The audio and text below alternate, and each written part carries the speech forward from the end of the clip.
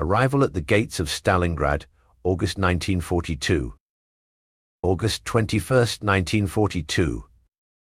The heat was unbearable as we rolled across the endless Russian steppe. Dust swirled in the dry summer air, sticking to our sweat-soaked uniforms. We had been on the march for days with little rest, but spirits were high. The officers kept reminding us that the end was near, that Stalingrad was within our grasp. Some even said the city would fall before the month was over. I didn't care how long it took as long as I was home by Christmas, like the Führer promised. The men in my unit laughed and joked as we bounced along in the back of the trucks, the smell of oil and dirt thick in the air. Klaus, the loudest of the bunch, was telling anyone who'd listen how he planned to spend his leave once the city fell: fine German beer, a warm bed, and a woman on each arm. Everyone chuckled, though we all knew Klaus hadn't been with a woman since before the invasion of Poland. But for now, such thoughts kept us going. As we approached the city, the horizon slowly transformed. The empty plains gave way to something much more ominous: smoke. Thick, black columns rising into the sky, twisting like 100 serpents in the distance. From the front of the truck, I heard the crack of gunfire. Not the distant rumble we'd grown used to, but close now. Real. The banter in the truck died off, replaced by a tense silence as we all craned our necks to catch a glimpse of our destination. Stalingrad. I had never seen a city like it before. It was not beautiful like Berlin or Paris, but there was something immense about it: an industrial beast stretching along the Volga River, its factories belching smoke into the sky. Even from a distance you could hear the grinding of machinery and the rumble of artillery echoing from the outskirts. The river shone like a strip of metal in the sun, cutting through the city's heart. But Stalingrad was not just any city, it was a symbol. We had been told over and over how capturing this city would break the Soviet Union, that it would open the way to the oil-rich Caucasus and bring us victory on the Eastern Front. Our officers spoke of it with reverence, as if it was more than just brick and steel, as if it held the very soul of Russia. As we approached our staging area just outside the city, the trucks came to a halt. We jumped down onto the dry ground, slinging our rifles over our shoulders. Around us, the entire Sixth Army was preparing for the assault. Men shouted orders, vehicles rumbled forward, and artillery pounded the city's outskirts. I could see the smoke rising higher now, hear the occasional scream of incoming shells. But this wasn't the same enemy we had faced before. I could feel it in the air. There was a sense that something far darker waited for us in that city. We made camp that evening, our position overlooking the Volga River. I remember looking out at the setting sun, its orange light reflecting off the water, and thinking how peaceful it looked from a distance. You wouldn't think from this vantage point that a war was raging just beyond the horizon. But that illusion was shattered by the sounds of battle rifle fire, the deep thud of mortars, and every now and then, the deafening roar of a Stuka dive-bombing the city. As night fell, we gathered around small fires, trying to enjoy the warmth before we would be thrown into the fighting. There was a tension in the air, a mix of excitement and dread. Most of the men were eager for the fight. After all, we had cut through the Russian defenses like a knife through butter on our way here. Why should Stalingrad be any different? But as I sat there cleaning my rifle, I couldn't shake the feeling that this was different. The Soviets had been pulling back for weeks, but now they were dug in. I had heard whispers from other units of how the Russians were fighting like devils, of how they refused to retreat, even when it meant certain death. There were stories of Soviet soldiers running into machine gun fire without hesitation, and of the deadly snipers hiding in the ruined buildings. They were calling this city Stalin's fortress, and I was starting to understand why. Later that night, I could hear Klaus and the others talking in hushed tones. He was still boasting, saying how we'd be in the center of the city within days. But others weren't so sure. One of the older soldiers, a veteran of France and Poland, said nothing at all. He just sat there, staring into the fire, his eyes distant, as if he had already seen what was waiting for us on the other side. Sleep did not come easy that night. I lay on the hard ground, my mind racing with thoughts of the battle to come. Every now and then, the ground would shake as our artillery fired another volley at the city. The distant flashes of light were like lightning on the horizon, but there was no thunder, only the dull roar of explosions far off in the distance. I thought about home, my mother, my sister, and the farm we had left behind when I joined the army. I wondered if they still believed the same promises I had when we marched into Russia, that this war would end soon, that we would win glory for Germany and return as heroes. Lying there, with the scent of gunpowder in the air and the cold creeping into my bones, it seemed like a different world. In the morning we would be advancing into the city. The officers told us we'd break the Soviet lines and push them into the river. Stalingrad would be ours within days, they said. It sounded simple when they put it that way. But as I lay there in the darkness, listening to the distant screams and explosions, I couldn't help but feel that we were walking into something far worse than any of us could imagine. Into the Furnace, September 1942. September 13th, 1942. We crossed into the city at dawn, and everything changed. The air was thick with smoke, and a strange, acrid smell clung to everything. It wasn't just the burning buildings or the rubble, it was something worse. The smell of death, of decay, of metal and blood, hung heavy in the air. The sun barely pierced the dark clouds overhead, casting an eerie orange glow across the ruined streets. Stalingrad wasn't a city anymore. It was a graveyard made of stone, steel, and shattered glass. We had been ordered to push into the industrial district near the riverbank, a maze of factories, warehouses, and rail yards that the Soviets were clinging to with all their strength. From the moment we stepped foot in the city, it felt like we had entered another world, a world that didn't belong to the living. The streets were lined with the twisted remains of buildings, reduced to charred skeletons by the relentless bombing. The once mighty structures were now heaps of rubble, with jagged metal beams sticking out at unnatural angles, like the bones of some massive, rotting beast. Every step forward was uncertain. The ground beneath us was unstable, littered with broken glass, shattered brick, and the remnants of Soviet defenses. Somewhere ahead, beyond the next pile of debris, our enemy lay waiting. We moved in small squads, hugging the walls and keeping low. The tension was palpable. Even the bravest among us could feel the presence of the unseen enemy. Snipers lurked in the shadows, watching from the shells of burnt-out buildings. Every window, every dark corner seemed to hide the cold eye of a rifle barrel. We were warned before we entered: do not walk out in the open, do not take unnecessary risks, and trust nothing but the ground beneath your feet, and even that was a risk. Kurt, one of the younger men in my squad, wasn't careful enough. He was eager, too eager. Just as we turned a corner, he took one step too many into the open street. A single crack echoed through the ruined landscape, and he dropped like a stone. The bullet had torn through his helmet and into his skull before any of us could react. I can still see it, the blood pooling beneath him, bright red against the grey rubble, his body twisted at an unnatural angle. He didn't scream. He didn't make a sound. He was gone in an instant, and the rest of us could do nothing but crawl back behind cover. That was the first time I truly felt fear in Stalingrad. Not the nervous kind you get before a battle, but something deeper, something primal. We were fighting a ghost to ghost with a rifle, hidden in the rubble, invisible but always there. Kurt's body stayed in the street. We couldn't recover it. Every time someone tried, another shot rang out. Eventually we gave up. He was just another casualty now, one of hundreds in this hell. The days blurred together after that. Each day was a repeat of the last. Move forward, take cover, engage the enemy, lose men. We were slowly, painfully advancing, but every meter felt like it cost us too much. The Soviets were dug in, deeper than we expected. It wasn't just soldiers we were fighting, it was civilians too. Women, old men, even children. It seemed like everyone in Stalingrad had taken up arms against us. They fought with a kind of desperation I had never seen before, a willingness to die rather than give an inch of ground.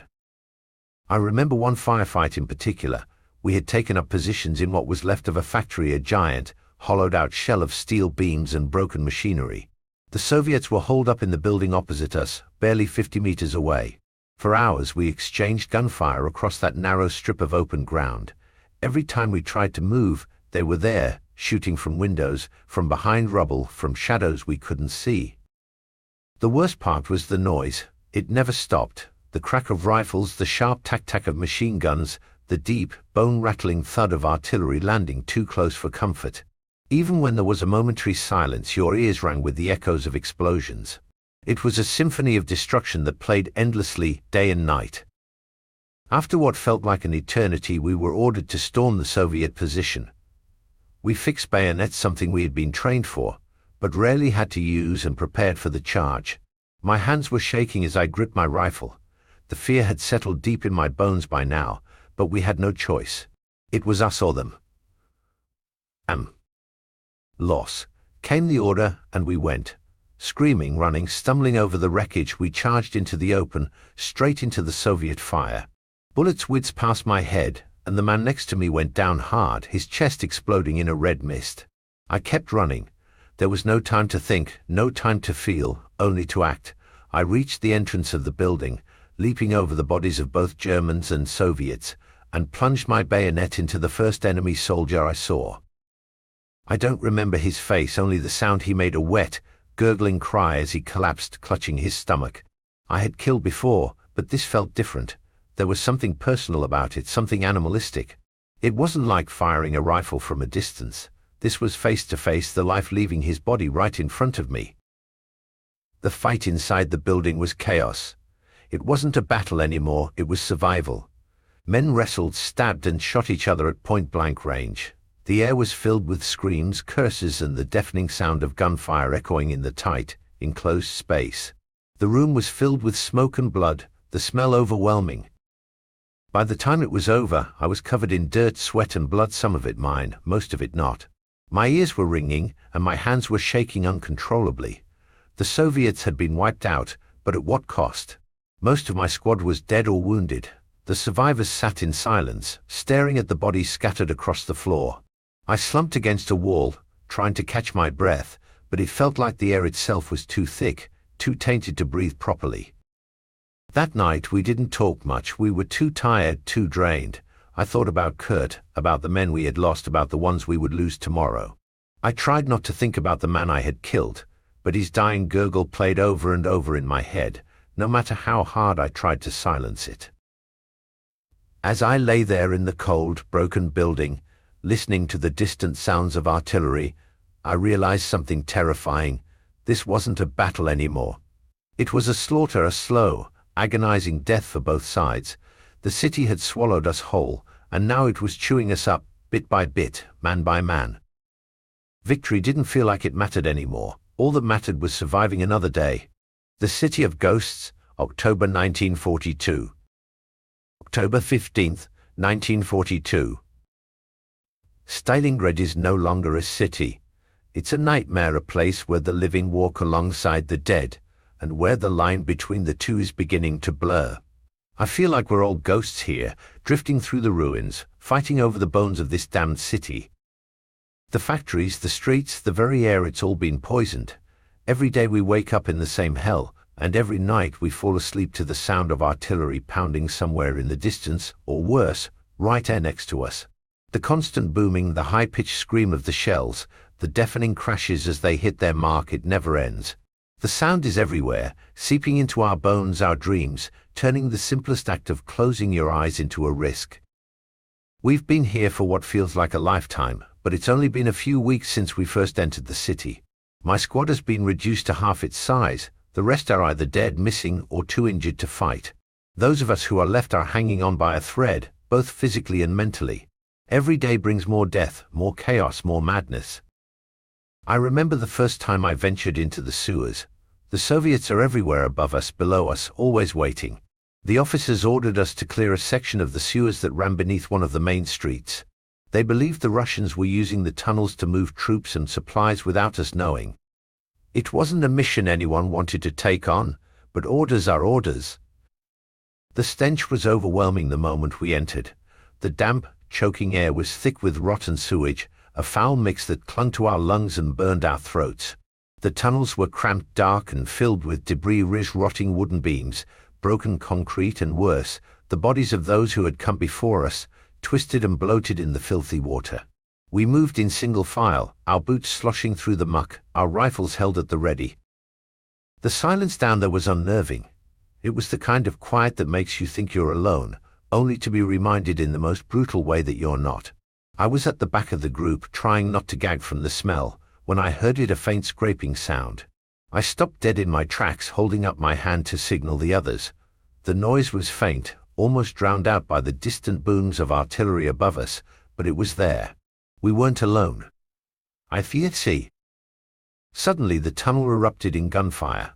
The Soviets were waiting for us, hidden in the dark, just like we feared.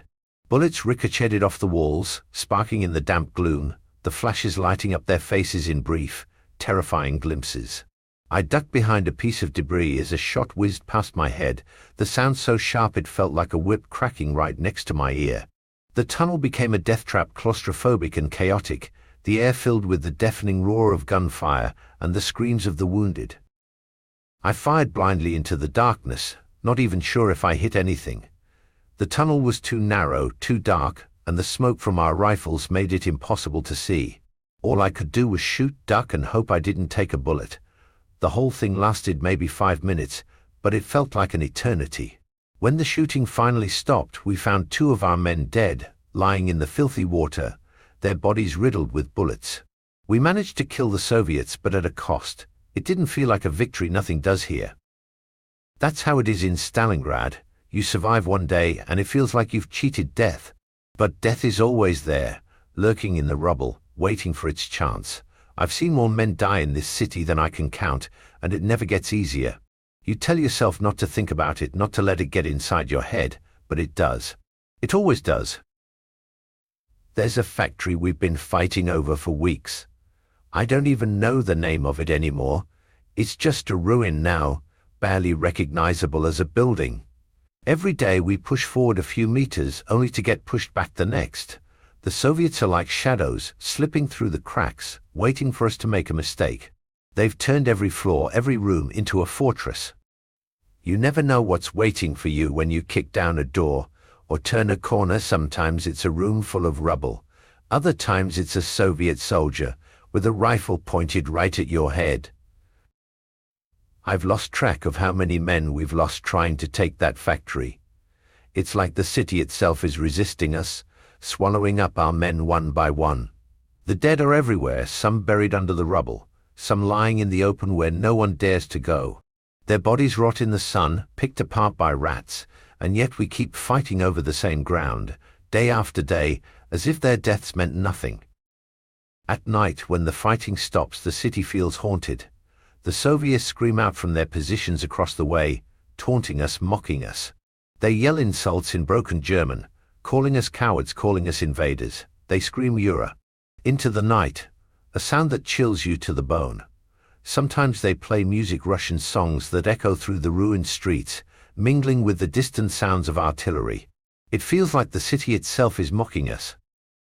The nights are the worst. The darkness brings out a different kind of fear. You hear things in the rubble, whispers, footsteps, the scurrying of rats. Sometimes you hear nothing at all, and that's even worse. Sleep doesn't come easy. When it does, it's filled with nightmares of men screaming, of blood, of shadows lurking just out of reach.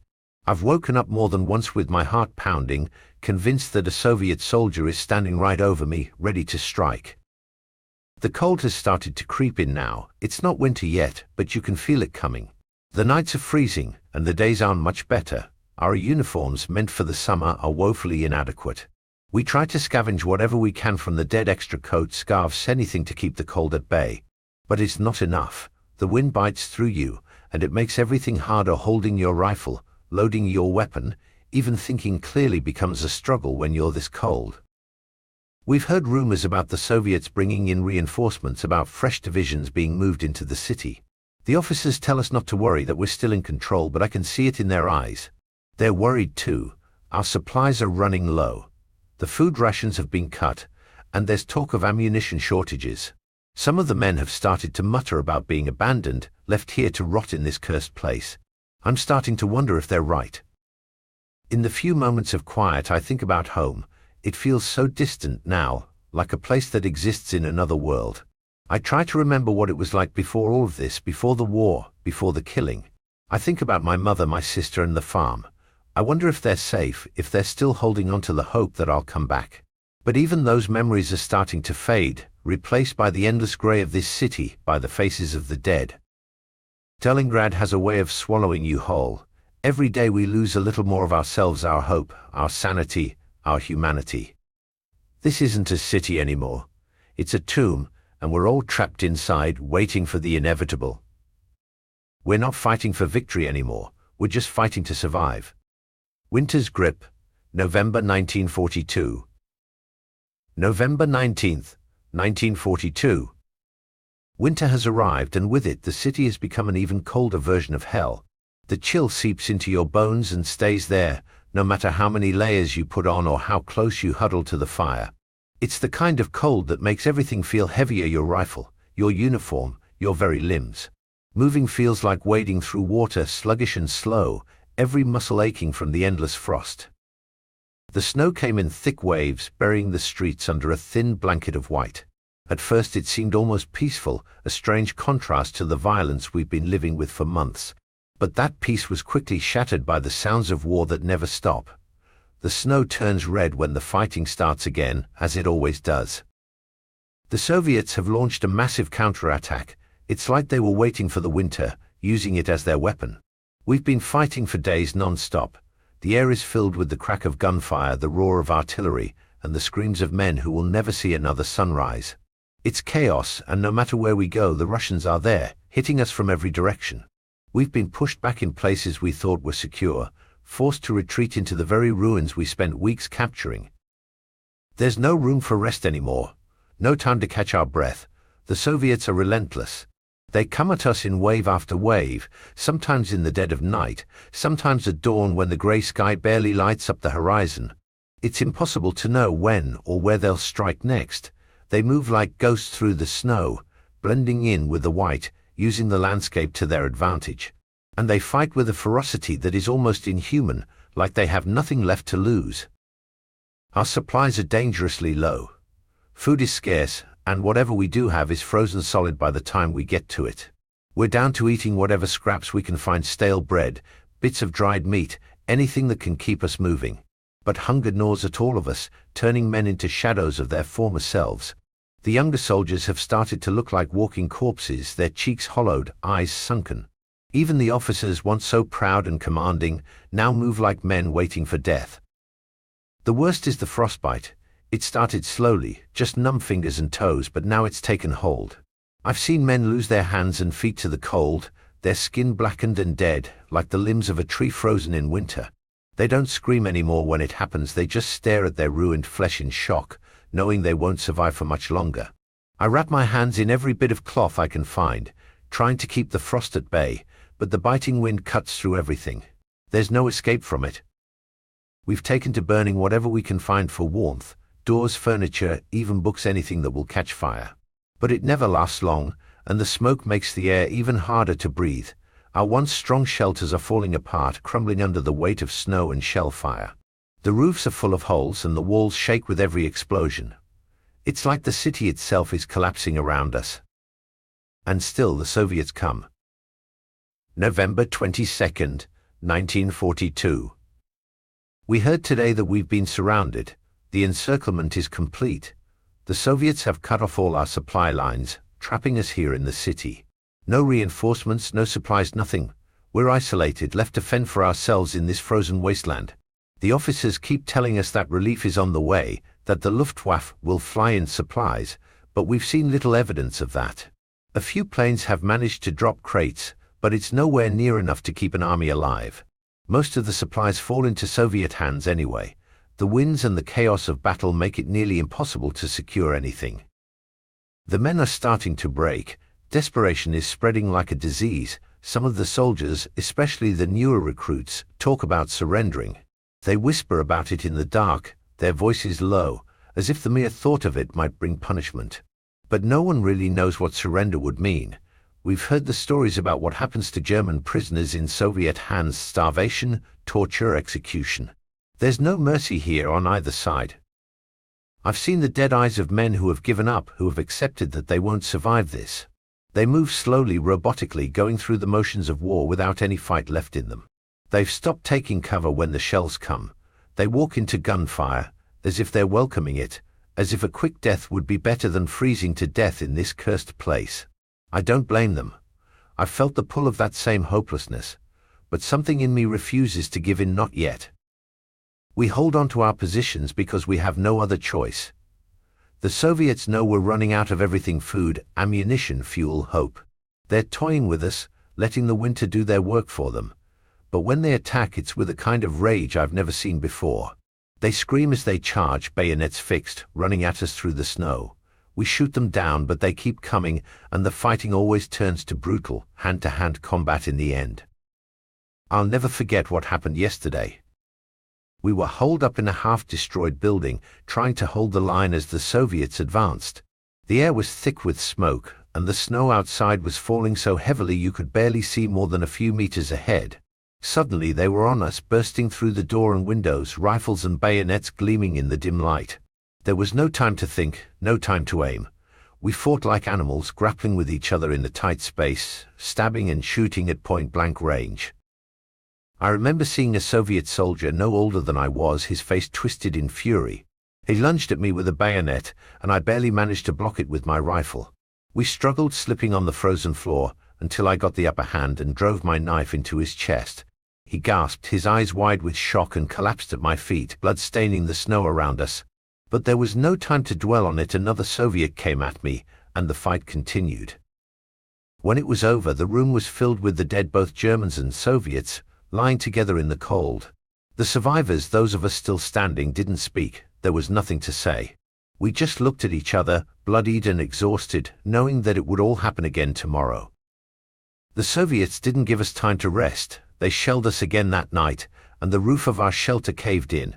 We had to dig ourselves out of the rubble, our hands raw from the cold and the effort. One of our men, a quiet boy from Bavaria, didn't make it. The weight of the collapsed roof crushed him before we could reach him. I've stopped counting how many we've lost. November 28th, 1942.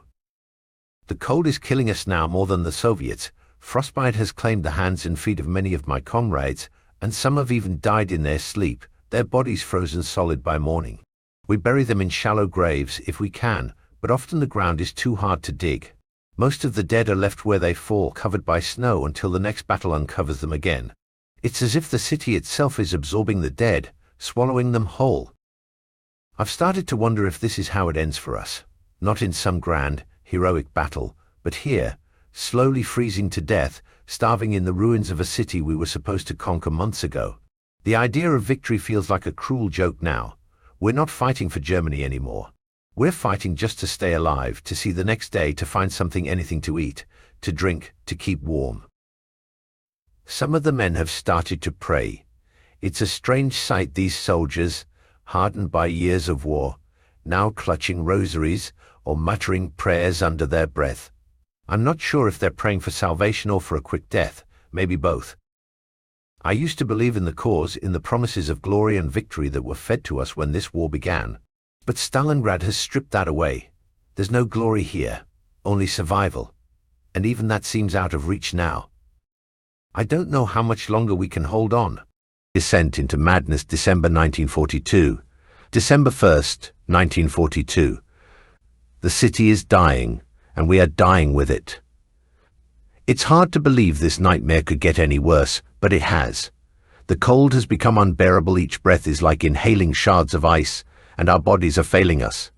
The frostbite is spreading, turning hands and feet into useless, blackened stumps. I've seen men with fingers that have frozen solid, brittle as twigs. They break off when touched, like dead leaves on a tree. Those men no longer fight. They barely speak. They just sit in the rubble, shivering, waiting for death. The Soviets know we're weak. Their artillery never stops now, hammering us day and night, as if the very earth beneath us is shaking. The sky is always grey, thick with smoke and clouds, and the sound of explosions fills every moment. It's impossible to escape the noise. It burrows into your skull, a constant reminder that death is always nearby. And the snow, once pure, is now stained red and black with blood and soot. The wind howls through the broken streets like a living thing, biting into us with teeth of ice. There's hardly any food left. What little we do have is frozen solid, and we're forced to gnaw on hard, icy bread or chew on pieces of leather from our belts, anything to fool our stomachs into thinking they're full. Men are starting to steal from each other food, boots, even bits of clothing. It's dangerous to fall asleep now, even around your comrades, because you don't know if you'll wake up with your boots missing or worse. The officers try to maintain order, but their authority is crumbling, just like the city around us. We're barely soldiers anymore. We've become scavengers, picking through the ruins for anything that might help us survive another day. I found an old Soviet trench coat in the rubble yesterday, torn and stained with blood, but I took it anyway. It's warmer than the rags I've been wearing, and warmth is more valuable than anything else now. The idea of honor, of pride, it all means nothing anymore. I would kill a man for his coat if it meant staying alive a little longer. The hunger, though, it's driving us mad. It's a constant gnawing pain, always there, twisting your insides, making it hard to think straight. You can't escape it. Every waking moment is consumed by thoughts of food, of the next meal, of where to find it. I've seen men eat things that would make you sick under normal circumstances: rats, stray dogs, anything that moves. Some of the soldiers have even started eating the dead. No one talks about it, but we all know it's happening. The bodies of our comrades, once buried with some semblance of respect, have started to disappear. I saw it myself a few days ago. One of the newer recruits, a boy no older than 18, had been killed in a mortar blast. His body lay out in the open for a day before I noticed it was gone. I thought maybe the Soviets had taken it, but then I saw one of our men, an older soldier, huddled in the corner of a ruined building, gnawing on something. It was his leg. The look in his eyes, I'll never forget it. They were hollow, like a man who had lost all reason, all humanity. He was beyond shame, beyond guilt. The hunger had taken everything from him. I turned away, pretending I hadn't seen, but the image has stayed with me, haunting me every time I close my eyes. December 10th, 1942. The Luftwaffe is failing us. The planes that were supposed to bring us supplies are few and far between. When they do manage to fly over the city, they drop only a handful of crates, and most of them land on the Soviet side. The food and ammunition they bring are nowhere near enough to sustain us. Some days we don't see any planes at all. The sky is empty, just like our stomachs. Rumors are spreading that General Paulus has requested permission to surrender, but the higher command refuses to allow it. They expect us to hold Stalingrad no matter what, as if this city of ruins is still worth fighting for, as if we aren't already defeated. The men are growing angry, bitter. Some curse Paulus, others curse Hitler, but most of us are too tired, too cold, too hungry to care anymore. We're beyond rage. We've been abandoned here, and we all know it. There's talk that the Soviets have encircled the entire Sixth Army, that we are completely cut off from the outside world. No reinforcements, no escape. We're trapped. Some of the soldiers have tried to break out to make a run for it, but they don't get far. The Soviets are everywhere, and the snow is too deep, the cold too lethal. A few have been shot while trying to desert, others have simply disappeared, swallowed by the endless white landscape. And yet the fighting continues. It's like some terrible unspoken agreement between us and the Soviets. Neither side will give up, no matter how hopeless it becomes. We fight over the same buildings, the same crumbling walls, day after day. We push forward a few meters, then get pushed back the next. It's a vicious, pointless cycle, a slow death for both sides. The city has become a graveyard, and we are all trapped inside. I've seen things that would drive any man mad. Bodies frozen in the snow, twisted into grotesque shapes, their faces contorted in terror or pain. Some still clutch their rifles, as if even in death they refuse to let go of the fight. Others lie in the open, half buried by the snow, their eyes staring blankly at the grey sky. The living walk among them like ghosts, silent and gaunt, barely recognizable as human anymore. We don't even bury our dead properly anymore. There's no time, and the ground is too hard to dig. So we leave them where they fall, marking their graves with makeshift crosses if we can. But often we just move on, stepping over the bodies as if they were part of the landscape. Death has become so commonplace that it no longer shocks us. It's just another part of life in Stalingrad. December 18th, 1942. Madness is spreading among the men. The hunger, the cold, the constant shelling, it's breaking us, one by one. I've seen soldiers talking to themselves, muttering incoherently, their eyes wild and unfocused. Some have started laughing at nothing, a hysterical, high-pitched sound that makes your skin crawl. Others have grown violent, turning on their comrades over the smallest slights. A few days ago, one of the men in my squad snapped. He attacked another soldier with a knife over a piece of bread, stabbing him repeatedly until we pulled him off. The soldier died, and the killer just sat there, rocking back and forth, holding the bloody knife in his hands, staring at it as if he didn't understand what he'd done. We shot him. There was no trial, no debate. The officers gave the order, and we carried it out. It was the first time I've had to execute one of my own. He stood in the snow, shivering, tears frozen to his face, as we lined up in front of him. He didn't resist, didn't say a word. He just stared at us with empty eyes, waiting.